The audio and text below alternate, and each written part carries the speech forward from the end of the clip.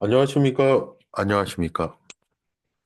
네, 오늘은 탐정사무소 흥신소 계약을 200% 이상으로 끌어올리는 방법, 성공한 탐정들의 스킬을 알아보는 시간인데요. 영상을 보고 깨닫는 게 있으시다면 여러분은 월 3천만 원 이상 벌 수 있는 탐정, 브랜딩까지 되어서 주변 사람들에게 소개까지 받는 유명한 업체가 되실 거라고 생각합니다.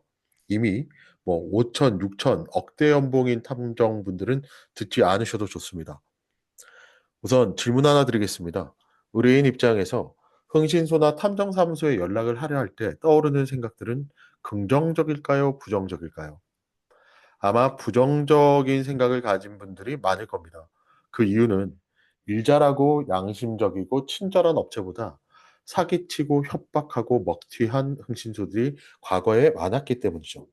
속았다, 사기당했다, 돈 아깝다, 흥신소는 절대 안 써야지라는 부정적인 경험을 한 사람들이 많았는 겁니다. 많았다는 겁니다. 자, 그렇다면 여러분이 이런 의뢰인이 아닌 탐정의 입장에서 의뢰인으로 하여금 방금 말씀드린 부정적인 감정이 들지 않게 하려면 어떻게 해야 하겠습니까? 더 나아가서 여러분들의 탐정 흥신소 서비스를 주변 사람들에게 소개까지 하게 하려면 어떻게 해야 할까요? 자, 지금부터 성공한 탐정으로 활동하다가 은퇴한 이후 국내 메이저 잘 나가는 탐정 기업들의 광고 및 컨설팅을 해드리고 있는 충 실장의 노하우와 매출 정말 좋은 탐정들의 장점들을 모아 모아 한 번에 떠먹여 드리겠습니다. 첫 번째, 정직하게 운영하라. 이것은 흥신소 탐정뿐만 아니라 모든 세일즈 성공을 관통하는 요령이며 중요하지만 잘 지켜지지 않는 방법입니다.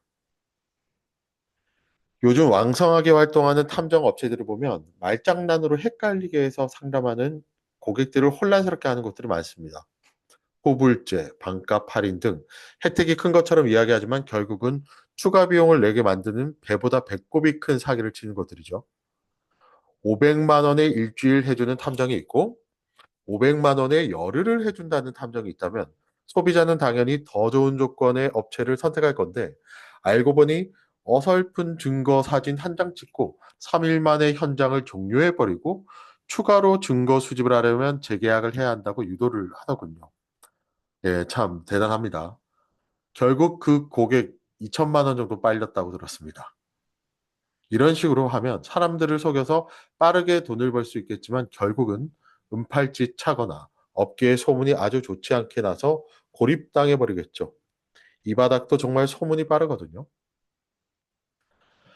결국에는 세상에서 가장 훌륭한 세일즈 영업과 상담은 고객, 즉 사람들과 진실되게 소통을 하고 그 사람들과 평생 관계를 유지하는 사람들이라 생각을 합니다.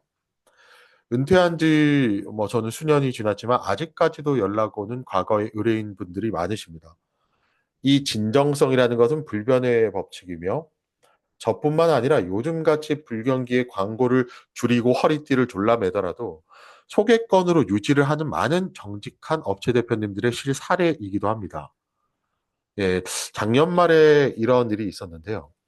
40대 여성분이셨는데 신랑이 자영업을 하다가 말아먹고 친아버지 그러니까 이제 아내에게는 시아버지겠죠. 시아버지가 가지고 있는 원룸 관리를 하라고 해서 출퇴근이 조금 어려운 거리다 보니까 기러기 부부로 살기 시작했다고 합니다. 몇 개월 안 됐거든요.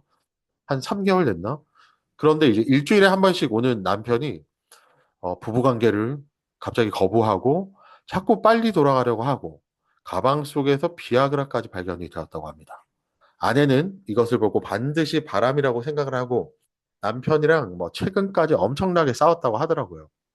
게다가 올해 초에 신년 운세 겸 점을 보러 갔었는데 무당이 남편이 요즘 푹 빠져 있는 여자가 있고 구체적인 생김새와 남편 숙소에 드나들고 있다고까지 아주 제대로 구체적으로 알려줬다 보니까 예, 똥줄이 타가지고 흥신소를 알아보고 여기저기 연락을 하다가 예, 제 얼굴 보고 예, 유튜브 보고 연락을 주게 되신 거거든요.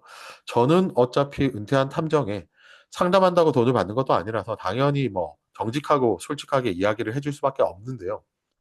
어, 이렇게 말씀드렸죠. 타이밍이 좋지 않았습니다. 당장 어제까지 남편에게 바람 피고 있지 않느냐, 그년 잡아내겠다고 추궁하고 싸웠는데 당연히 타이밍이 좋지 않잖아요. 오늘 당장 탐정을 고용하면 남편이 뭐 옳다구나 바로 바람 피겠냐는 거죠. 쓸데없이 돈 쓰지 말라고 말렸습니다. 그런 의뢰인분들이 많습니다. 당장 어제까지 남편이랑 바람을 잡니 많이 바람을 피니 안 피니 상간녀 집 주소를 아니 모르니 예 이렇게 잠시만요. 이렇게 알려줘 놓고 협박해 놓고 오늘 흥진소를 알아보면은 이 남편이 바람을 피겠냐는 거죠. 아마 현역 탐정이면 쉽지 않았을 겁니다. 이렇게 솔직하게 얘기를 하는 거. 당장 돈을 벌어야 하고 계약을 해야 먹고 사는데 타이밍이 좋지 않은 의뢰인에게 다음에 하시라고 설득하는 게 양심상 맞겠지만 돈 벌려면 무조건 바랍니다. 무조건 잡을 수 있다라고 입금부터 요구하거든요. 그런데 한 번씩 이런 진정성 있게 상담을 하는 것을 이 모습을 제대로 알아봐주고 사업적으로 푸시를 해주는 롱런할 수 있는 고객을 만나기도 합니다. 그런 분들이 있고 자신의 이익을 위해서 강매하는지 아니면 고객의 입장에서 생각을 하는지 고객들은 알아요. 예, 바보가 아닌 이상. 자, 이제 둘째, 지킬 수 없는 약속을 하지 마라. 예, 제가 지켜보기에도 이 업계에서는 지킬 수 없는 약속을 하는 흥신소 사장님들이 너무 많습니다. 이 업계에는 너무 많은 거짓말을 하는 것을 보게 됩니다. 종종 보장할 수 있는 것보다 더 많은 것을 약속을 하게 되는데 이것은 계약을 무조건 해야 한다는 급한 마음 때문입니다. 100% 바로 잡을 수 있다. 바람 잡을 수 있다. 상간자를 정리해 주겠다. 집 나간 아내를 찾아서 데리고 오겠다 등 고객이 원하는 결과에 대해서 무조건 책임져 줄 것처럼 이야기를 합니다. 충 실장은 오히려 이렇게 호언장담하는 업체는 신뢰가 더 떨어진다고 말씀을 드리고 싶습니다. 결과는 정말 아무도 예측할 수 없기 때문인데요.